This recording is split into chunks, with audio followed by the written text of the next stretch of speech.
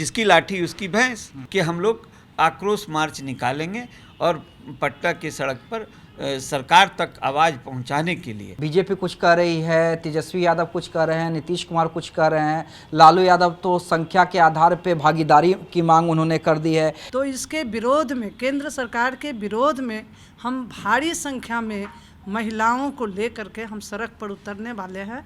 ये सड़क पर उतर हम लोग का 27 अक्टूबर को पटना के किसी भी जगह से हम लोग भारी संख्या महिलाओं के साथ हम लोग आक्रोश मार्च निकालेंगे। और उस आंकड़ा का जांच करने से आपको दूध का दूध और पानी का पानी। पिछड़ी जात की महिलाएं हैं, अति पिछड़े समाज की महिलाएं हैं, इनको लोकसभा और विधानसभा में भागीदारी सुनिश्चित करने के लिए ये आम जनता पार्टी राष्ट्रीय इस विषय पर गंभीर है। कोटा जो है ये 33% में अलग अलग होना चाहिए और इन्हें जो है अनुसूचित जाति और जनजाति का जो पूर्व से निर्धारित कोटा है उस कोटे में महिलाओं को आरक्षण नहीं, उससे अलग हट के आरक्षण अनुसूचित जाति और जनजाति की महिलाओं को भी मिलना चाहिए। तो ये निश्चित है कि कमज़ोर जो है छूट जाएगा, भूखा रह जाएगा और मजबूत उस खाने खा लेगा।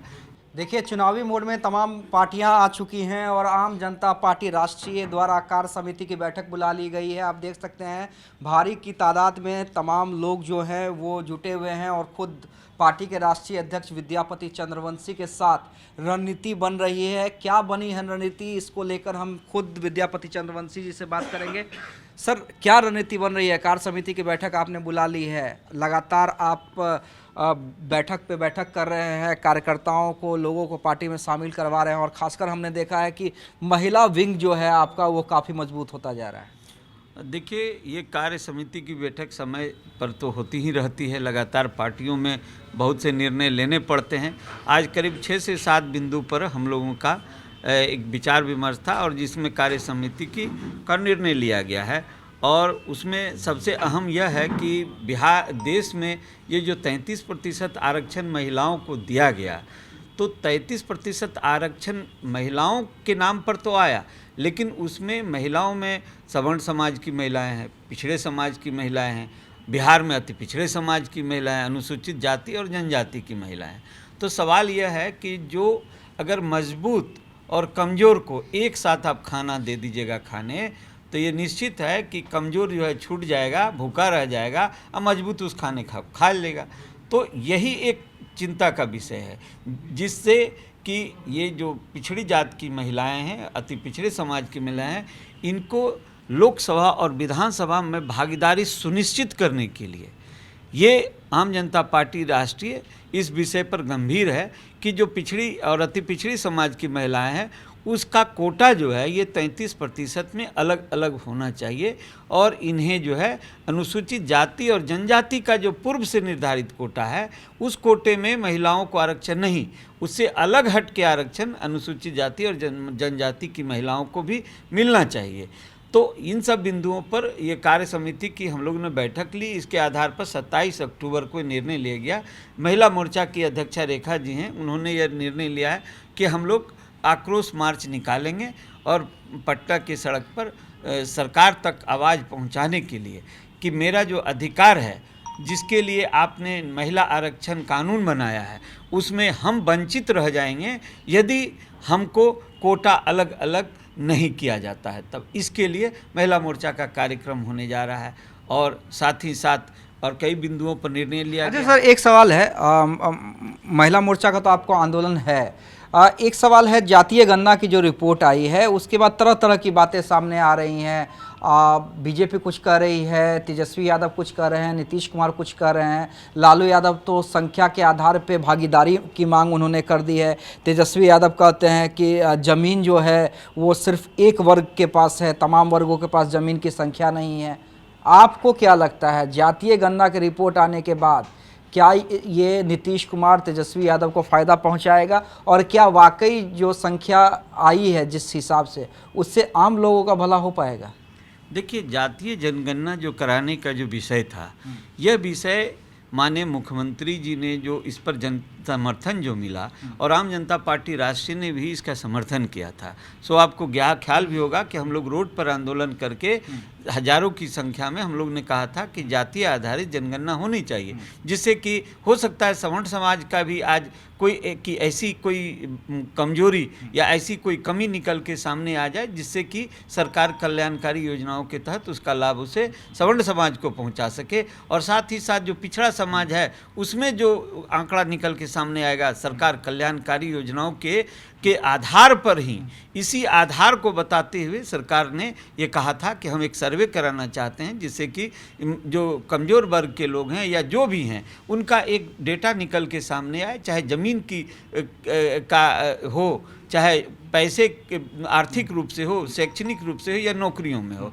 तो ये डेटा आज सामने आया है, ये तो देखने का विषय है। लेकिन एक डेटा में एक प्रश्न चिन्ह यहाँ खड़ा ये होता है कि आज आप देखिए अति पिछड़ा समाज को कहा गया कि 36% उनकी जनसंख्या है, उनकी आबादी 36% है। लेकिन आप ये गौर कीजिए, जिस समय ये देश आज़ाद हुआ था उस समय देश की आबादी 30 करोड़ थी और बिहार की आबादी उस रेशियो में देखा जाए तो 3 करोड़ होगी।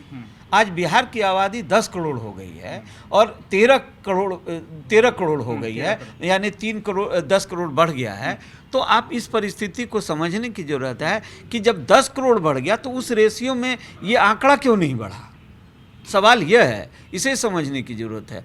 तो यह बताता है कि कुछ जिसकी लाठी उसकी भैंस, उसने कहीं न कहीं यह विषय उठता है और ये पिछड़े समाज का, अति पिछड़े समाज, विशेषकर अति पिछड़े समाज की आबादी कम से कम अगर हम लोग अपने नज़रिए से देखते हैं, हमारे आज जिला अध्यक्ष आए हुए हैं, सबने अपने ज़िला का जो आंकड़ा दिया उस आधार पर हम लोग देख रहे हैं कि बिहार में जो अति पिछड़ा समाज है जिसको 36% बताया गया है वो कम से कम 42% देना चाहिए सरकार को। यानी आपको लगता है कि कहीं ना कहीं यादवों को बढ़ा के दिखलाया गया है और अति पिछड़ा समाज को कम किया गया है? नहीं, देखिए हम किसी जाति विशेष के विषय पर कोई टिप्पणी नहीं करना चाहते हैं, वो भी कहीं ना कहीं पिछड़ा समाज से आते हैं। मेरा वो ये कहना है जिसकी लाठी उसकी भैंस की कहानी तो कहीं ना कहीं नज़र आती है।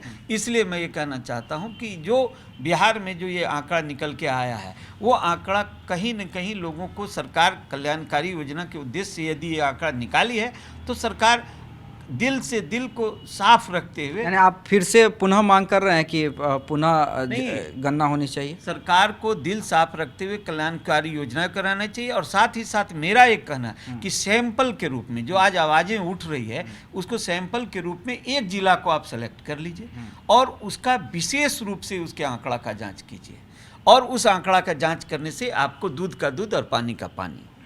चलिए, हमारे साथ महिला विंग की अध्यक्ष भी हैं। ये बताइए कि आप लोग के नेतृत्व में जो मार्च होने जा रहा है क्या कुछ होगा? आज ये बिहार प्रदेश कार्य समिति का बैठक था, इस पर कई मुद्दों पर बातचीत हुई। खास करके ये जो मुद्दा था हम लोग का महिला आरक्षण का, तो ये केंद्र सरकार ने इसको घोषित किया है कि 33% महिला आरक्षण दिया गया, ये बिल पास हुआ। तो आज हम महिलाओं को ये संदेह के घेरे में ले रहा है और ये बहुत दुख के साथ हम लोग कहना चाह रहे हैं कि 33% में पिछड़ी, अति पिछड़ी, अनुसूचित जाति और जनजाति के लिए आरक्षण अलग से कोटा निर्धारित नहीं किया गया है। ये सुनिश्चित किया जाना चाहिए कि हम 4 कोटि के जो महिलाएं हैं, पिछड़ी, अति पिछड़ी, अनुसूचित जाति और जनजाति, इसमें कितना प्रतिशत हम लोग को आरक्षण दिया गया। तो ये जो आगे जो चुनाव होने वाला है लोकसभा और विधानसभा के, इसमें हम 4 कोटि के महिलाओं को, खास करके पिछड़ी, अति पिछड़ी, अनुसूचित जाति, जनजाति का ये जो आरक्षण सुनिश्चित नहीं है, इससे इनको कहीं ना कहीं इन इलेक्शन में वंचित रहना पड़ेगा। तो इसके विरोध में, केंद्र सरकार के विरोध में हम भारी संख्या में महिलाओं को लेकर के हम सड़क पर उतरने वाले हैं। ये सड़क पर उतर हम लोग का 27 अक्टूबर को पटना के किसी भी जगह से हम लोग भारी संख्या में महिलाओं के साथ हम लोग आक्रोश मार्च निकालेंगे। तो देखिए, रणनीति बन गई है कि 27 अक्टूबर को पूरी पार्टी का जो महिला विंग है वो सड़क पे उतरेगी, आंदोलन करेगी। अब देखना है कि बीजेपी किस तरह से टिकल करती है। लेकिन सबसे बड़ी बात है कि जो विद्यापति चंद्रवंशी जी ने कहा कि किसी एक जिले को सेलेक्ट करके फिर से सर्वेक्षण करवाने की ज़रूरत है ताकि सही आंकड़े सामने आ सके और आंकड़े सामने आने के बाद जो सरकारी योजनाओं का लाभ है वो समुचित हर समाज को मिल सके।